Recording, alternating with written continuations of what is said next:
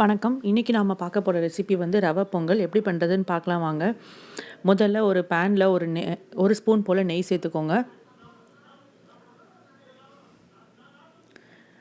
இதில் ஒரு கப் ரவை சேர்த்துக்கலாம். நம்ம ஒரு கப்புங்கிறது 200 கிராம் இருக்கும்.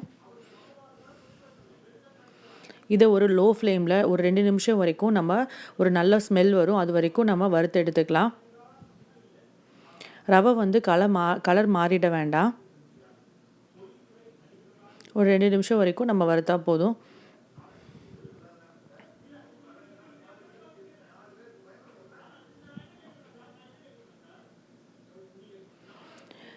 நல்லா வறுத்தாச்சு. இதை இப்போ நம்ம தனியாக எடுத்து வச்சிடலாம்.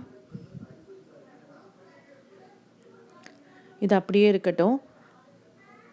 அடுத்ததாக இதே பேனில் ஒரு 1/4 கப் போல் பாசிப்பருப்பு சேர்த்துக்கோங்க.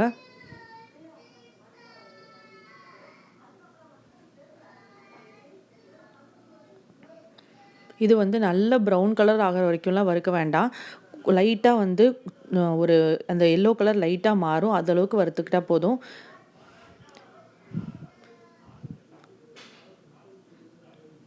வறுத்ததுக்கப்புறமா இதுலேயே நான் வந்து 4 கப்பு தண்ணி சேர்த்துக்கோங்க.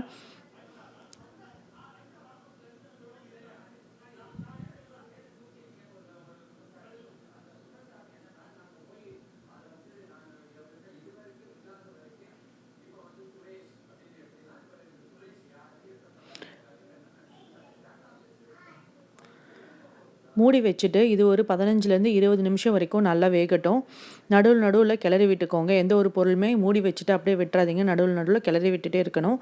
ஸோ ஒரு 20 நிமிஷம் கழித்து பார்த்தீங்க அப்படின்னா பருப்பு வந்து ஒரு 80% அளவுக்கு வெந்திருக்கும்.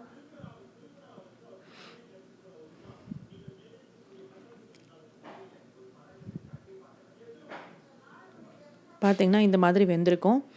ஸோ இந்த ஸ்டேஜில் நம்ம வந்து வறுத்த வச்ச ரவையை சேர்த்துக்கலாம்.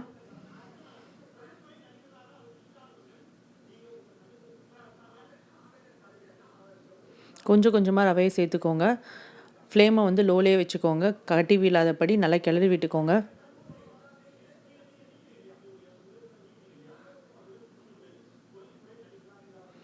அடுத்ததாக தேவையான அளவு உப்பு சேர்த்துக்கோங்க. உப்பு சேர்த்துட்டு இது நல்லா வேகிற வரைக்கும் கிளறி விட்டுக்கோங்க.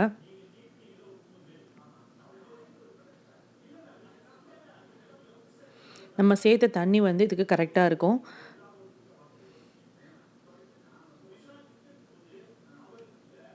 பார்த்திங்கன்னா நல்லா வெந்துடுச்சு. ஸோ இந்த மாதிரி கட்டி நல்லா வெந்துடுச்சு. ஸோ இதை அப்படியே எடுத்து தனியாக வச்சுப்போம். அடுத்ததாக நம்ம பொங்கலுக்கு தாளிச்சிடுவோம்.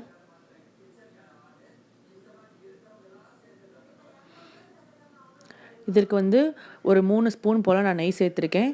நீங்கள் நெய் ரொம்ப சேர்க்க வேணாம்னு நினச்சிங்க அப்படின்னா 1 ஸ்பூன் எண்ணெய், அதுக்கப்புறம் 1 ஸ்பூன் நெய், அப்படி ஈக்குவல் மெஷர்ஸில் கூட தனித்தனியாக எடுத்துக்கலாம்.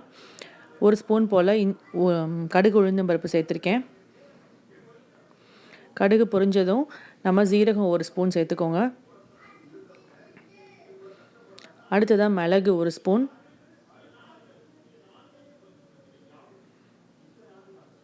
அடுத்ததாக 1 ஸ்பூன் மிளகை வந்து நல்லா 1-2 உடச்சிருக்கேன், அதையும் இதை சேர்த்துக்கோங்க. காரம் எடுக்குங்கிறதுனால சேர்த்துருக்கேன். நீங்கள் பச்சை மிளகா வேணும்னாலும் சேர்த்துக்கலாம். கொஞ்சம் கருவேப்பிலை, அப்புறம் ஒரு முந்திரி, ஒரு 7-8 முந்திரி வந்து நல்லா உடச்சி எடுத்திருக்கேன், அதையும் சேர்த்துட்டு நம்ம கொஞ்சம் வதக்கிக்குவோம். தாளிச்சதை நம்ம இதோட சேர்த்துக்கலாம்.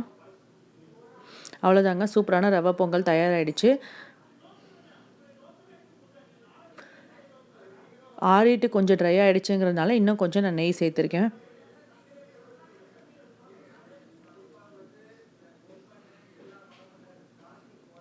அவ்வளோதாங்க, டேஸ்டியான ரவை பொங்கல் தயாராகிடுச்சு. இப்போ நம்ம இதை சர்வ் பண்ணிடலாம்.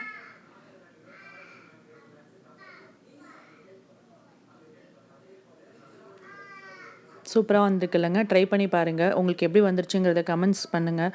எனக்கு இந்த வீடியோக்கு லைக் பண்ணுங்கள், ஷேர் பண்ணுங்கள். தேங்க்யூ.